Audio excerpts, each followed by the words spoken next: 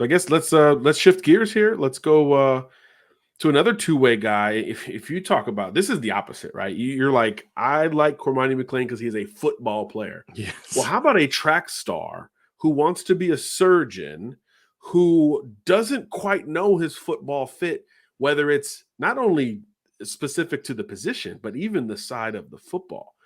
Nyckoles Harbor, of course, is who we're discussing next here on the State of Recruiting. Kid out of DC, legitimate. He told me to my face a couple weeks ago, 6'5", 233 pounds with multiple 10-3-ish 100-meter dash times to his name. Just as freaky an athlete as it comes in any sport, in any era.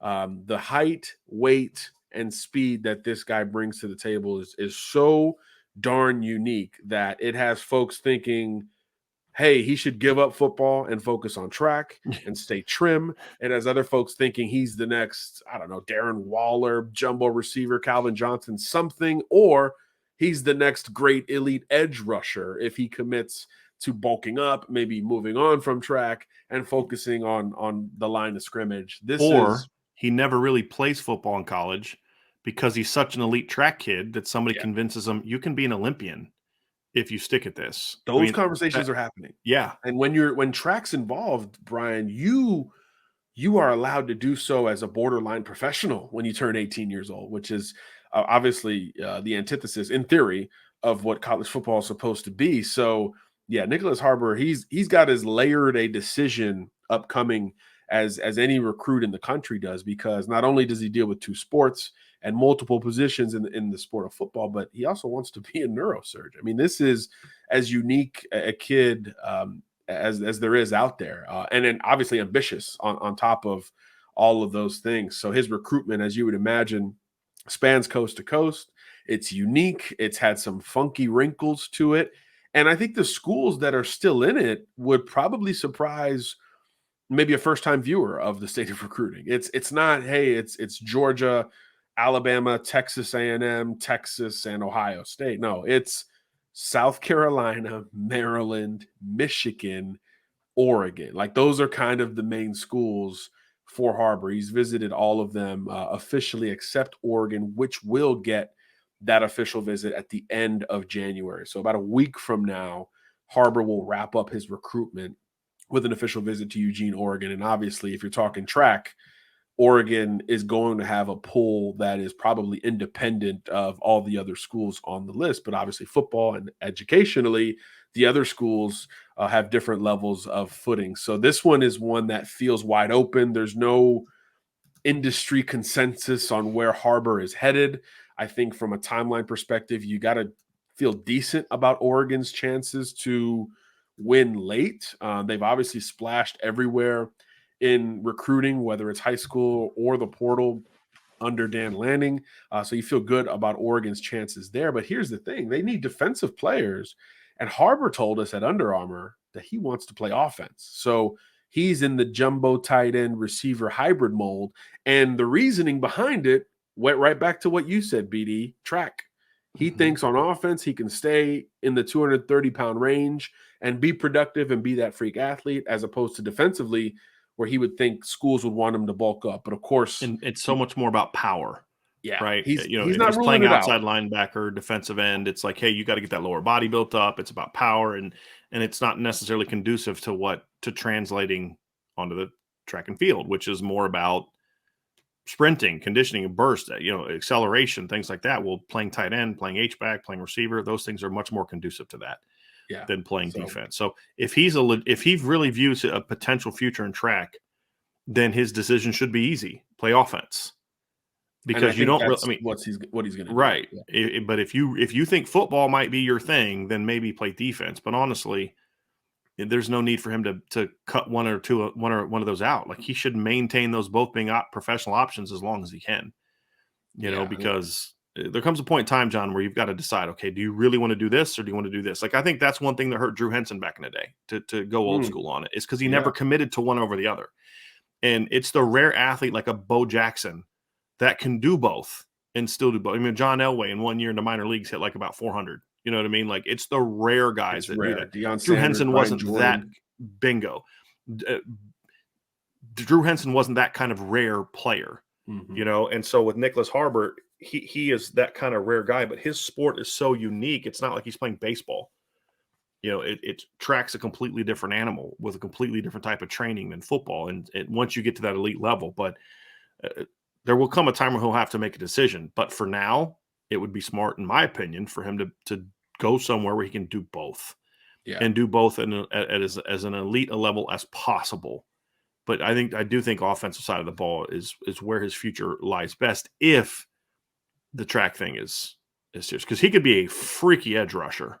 Oh my Honestly, gosh. John. I mean, he could be, but does that fit to what you want to do in on all walks of your life? That's a legitimate thing. And I just love the fact the kid, every time I've heard him talk, every time I've heard an interview with him, it's like he strikes me as a really thoughtful kid that has really pondered all the different implications of this decision.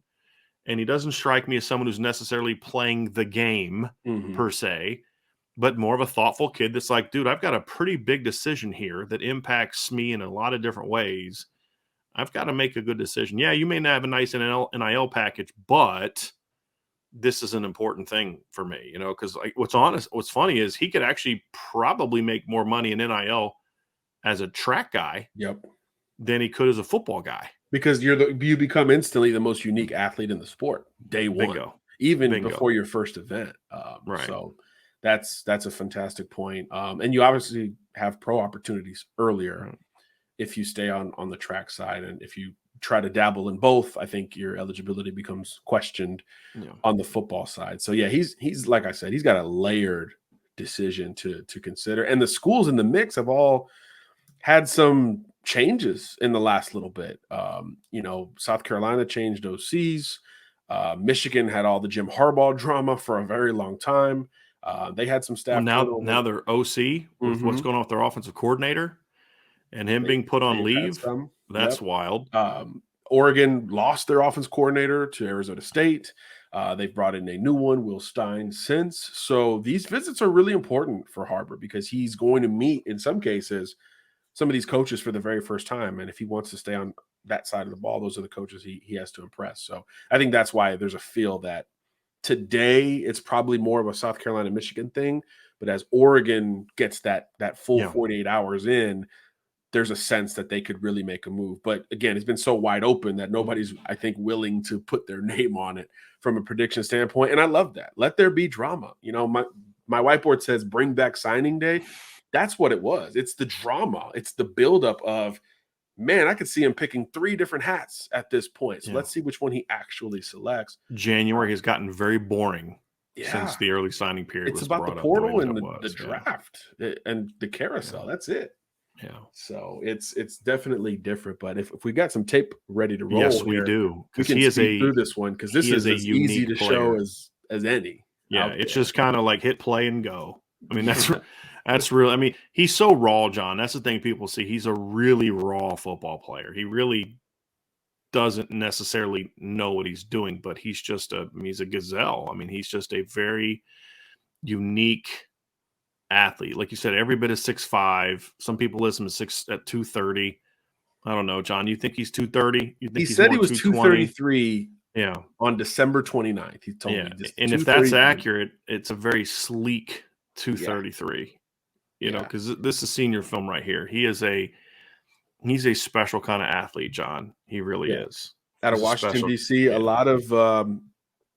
lot of hey, go get the ball stuff. You'll see some defense here where he's going to work inside and just beat everybody off of the He's number football. 7, by the way, for those watching at But home. offensively, where he wants to play, yeah, there's not a lot of polish there. He's not stemming his routes. He's not playing the ball at the highest point, despite that amazing frame. There's a lot to teach if he's going to be, again, his words are wide receiver. He wants to be like Kyle Pitts 2.0, but Look how Kyle Pitts coming out quickly of high he gets to the school, football. I mean, as a Kyle defensive Pitts player. was running routes Yes. coming out of high school. So, Right. Now, I will say this, John, as a former receivers coach, I will say this. If I'm worth my paycheck, it doesn't take me long to get a kid like this to learn the game. It doesn't. I mean, give me a freshman year where he's just an athlete, but by the time he's a sophomore, he understands leverage, he understands proper stem, he understands how to use some top ends, and he's got a very sound foundation of good route running. And then by his junior year, he can do everything he needs to do as a tight end to be an impactful player. So as a receivers coach, tight ends coach, whatever the case may be, to me, it's very important that he goes somewhere that has a proven track record of developing the nuances of wide receiver play. And that's why I think he has to be very careful. Like, don't go to an air raid school. Don't go to, be careful. If you're going to go to spread school, be careful, because some of those spread schools are going to teach you to run 3 routes and you haven't exactly developed yourself as a player. True. Go somewhere that's going to teach you the intricacies of the position and not just rely on your athleticism. Because this, John, there's a lot of schools, kid's really good. We don't need to worry about just let him be big and fast. If this kid goes somewhere that coaches him, he's going to be special, right? Because he's not a 5-star football player now from the standpoint of like who he is, but he's a 5-star prospect because of just you can't teach. I mean, he's returning kicks like quickly. It doesn't make sense when you put it all together, but that's the intrigue around Nyckoles Harbor. And I want to wrap up this part of the conversation with what you said earlier. Personality wise, the kid's got it. I mean, the kid has absolutely got it. I mean, look, obviously the intellect has to be there if you have any aspirations to begin the path towards being a neurosurgeon. So that speaks for itself. But just in the margins, when he was asked about Oregon, he said, he was like, man, I went out there to run track and the air was different. He was like, I'm from Baltimore, DC. Right. So it doesn't quite feel like that. I mean, you don't hear that a lot in recruiting. It becomes coach speak pretty quickly.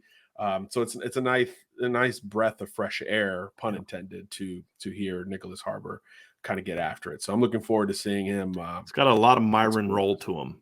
You know what I mean? Oh, a lot of Myron roll to him. People say, well, that guy's not serious about being a doctor. He went to Florida State. Like, well, yeah, he is. yeah, he is. Yeah, still doing it too. That's right. Yes, so, he's very successful. He's a very well known doctor. I mean, we see him on TV and all that kind of stuff. So yeah, I mean, he's well known. So yeah. Last thing on Harbor, he not 100% committed to that February 1st date. So that could be interesting. We teased it earlier. Some of these decisions could push further. If there's one that we're banking on here, I think Harbor could be it, because again, the decision is so layered and there have been some changes at some of the schools that he's looking at. So that's something to keep an eye on as well. Not a firm endpoint. Remember, February 1st is just the first day of the traditional signing period, which I believe, Brian, goes into April. So in theory, he could still be taking his time here. But was it Roquan Smith that basically just decided to go to Georgia like right before fall camp? Yeah, I think was he the one who he committed to UCLA? And was that him? And then he just didn't sign. Right. So he had the ceremony, picked UCLA, didn't sign with them, and then just enrolled at Georgia. So it's another element that these kids could utilize. It's almost like they don't know about it though. Right. The kid from at Ohio State, the defensive end, who's JT. I can't pronounce his last name, John. Yep. There you go. He was another one that just said, hey, I'm not sure where I'm going. I want to take more visits. I want to take my time. And as long as the kids are doing that because they genuinely just feel like, hey, I'm not sure of where I'm going, I have no problem with it. None. Just, dude, make the right decision. If it takes you a couple extra months and you feel like you made the right decision, do what you got to do. As long as the communication is there. Right. And you got to be good enough, right? Yeah. The school's got to be like, hey, take your time whenever you want. But all the guys we talk about today will be in But even then, it's like, okay, if Oregon's not willing to wait on me or Michigan's not willing to wait on me or then you've got your answer about how badly they want you. As long as you're doing the right stuff on your end about communication and letting them know and why and all that stuff, then if a school doesn't want you bad enough, then they'll move on. And that's okay. Now you've kind of said, okay, now I'm glad I'm going here because these coaches were willing to see it through. So it's fascinating.